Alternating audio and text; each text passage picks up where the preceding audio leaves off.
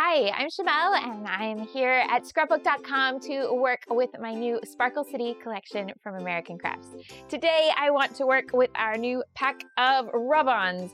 And so I'm starting with smooth white cardstock. Smooth cardstock and rub-ons get along so well together, and I'm going to go a little bit crazy with rub-ons. It's been a while since I've had rub-ons in my collections, and that kind of makes me a little excited to just use lots of them on this page. What I'm going to do is have some that go underneath the photo and some on top of the photo. So the first thing I'm going to do on my page is mark where the photo is going to go.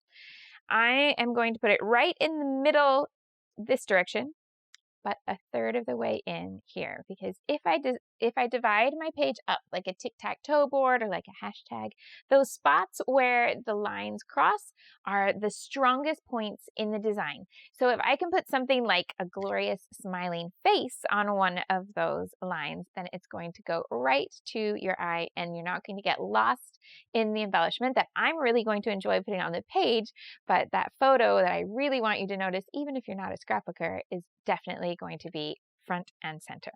So let's grab a pencil and mark out where this is going to go.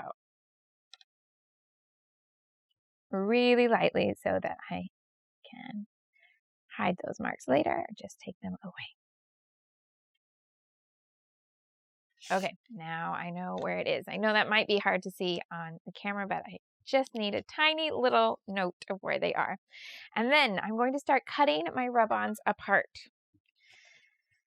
So this way, I can move them around the page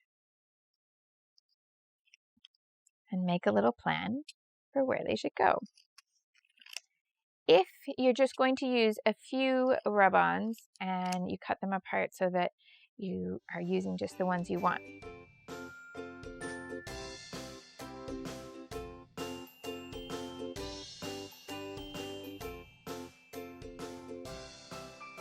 that is a good start. Let's have a look.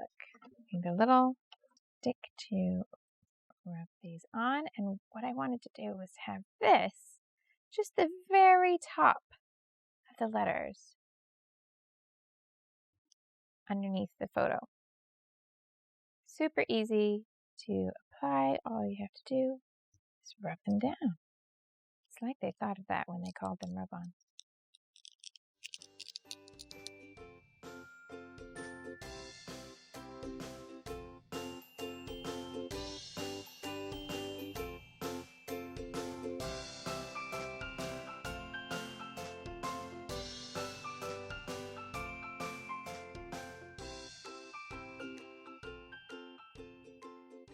Now, on this side, I want the rub-on to go on top of the photo, so it's time to actually add some adhesive and get that photo down on the page.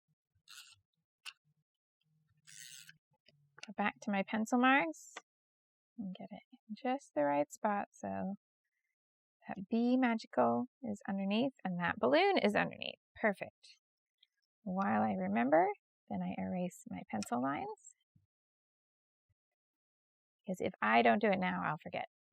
And then a year later, I'll notice when I look at it in the album and go, oh, there were pencil lines. I never erased the pencil lines. This one, I want to go right over the top of the photo. So I'm going to line this up so that it's just skimming the edge of his hair. And then when you're rubbing over the edge of two layers, just take your time and make sure that it's not going to have a big gap in the middle.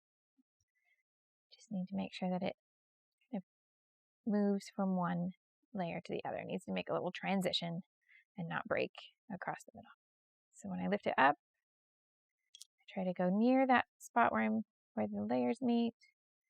Have a little look to make sure it's not going to crack. Nope, all good. I missed a couple dots on this side though. I'll just pop them down. There we go. Lovely. No cracks at all. Now, still looking a little bit of a bare page at the moment, so time to add lots more fun stuff on top and get some dimension and some shimmer and shine going into that. So I'm going to use some holographic thickers for my title. And these are holographic on a pink foam. And this little guy's nickname is Wonder Boy. So I try to use a lot of little pieces that say things like wonder or wonderful. And then these stickers, in the empty spaces in between the words, instead of just being blank, you get lots of little circles and stars to use as embellishments. So I'm going to take some of those and fill in the gaps in these spots. So I'm going to have a little triangle of holographic stars up here. And then I'm going to bring in the blue alphabet stickers, which are blue with a holographic outline, and they're on a darker blue foam. Now, what am I going to do with all this white stuff that's just sitting there at the edge of the page? Well, I can add all sorts of color and pattern here in little strips. So let's have a look through the paper pad and see what sort of design might be great to add some pattern there. The pattern paper pad is 12 by 12, and there are 48 sheets. It's 24 patterns, 2 of each. But there is something a little different to some of the patterns in here than in the individual sheets, and that is the holographic finish. So for example, these cameras also come in individual pages, but if you want the holographic, you will need to grab those from the paper pad. So let's see what kind of pattern might work really well for that side. This one has a holographic light. Let's have some of those balloons that match here. I'm going to pull out the balloon paper. And the little cut apart that's great for all sorts of different embellishments also has holographic finish in here. I'm going to use one of these strips here. And in fact, there's a light pattern here that could work maybe on the vertical where the larger pattern paper wasn't perhaps the easiest one. So I need a trimmer to make these a little bit straighter than I might cut with my scissors. Cut this branding strip off. And then I want a vertical strip of balloons down the side. Make that about an inch. And then there's also a balloon print here, but I'm going to use this turquoise dot pattern that's right next to it.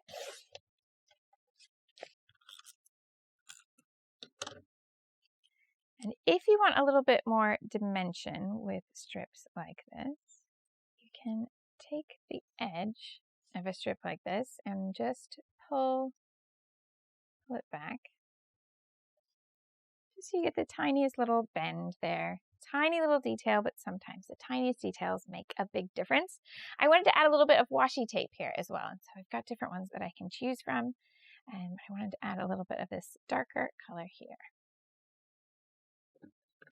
So with a design like this, if you want to put in lots of journaling, I would write it right in this column that goes all the way down because you've got plenty of space. If the white background and journaling with a pen petrifies you, don't panic. Grab a pencil, grab a ruler, and pencil in some lines. Plan out what you want to write because it might be a little bit more intimidating. If it is, it will be much easier if you write it somewhere else and then copy it down. And eventually, if you do that a few times, you'll find that your confidence grows into just writing straight onto the background. If you don't want to write quite that much, you've got this little gap it's just nestled nicely in between 2 different groups of embellishments. And you can write here without it needing to feel like a column. It can be very loose. It could be just individual words to fill in the space there. And if you wanted to write even just 1 or 2 sentences, you can put it down here, bring the writing so that it ends near the photo so that you don't end up with a big white gap here. Bring your writing down to this photo and that will frame everything nicely with your rub-on. Thanks so much for watching, and I hope that you enjoy using the Sparkle City rub-ons as well. Thanks for watching. If you like this video and you want to see more from Scrapbook.com, please like, share, subscribe, and leave a message. Happiness is life handmade.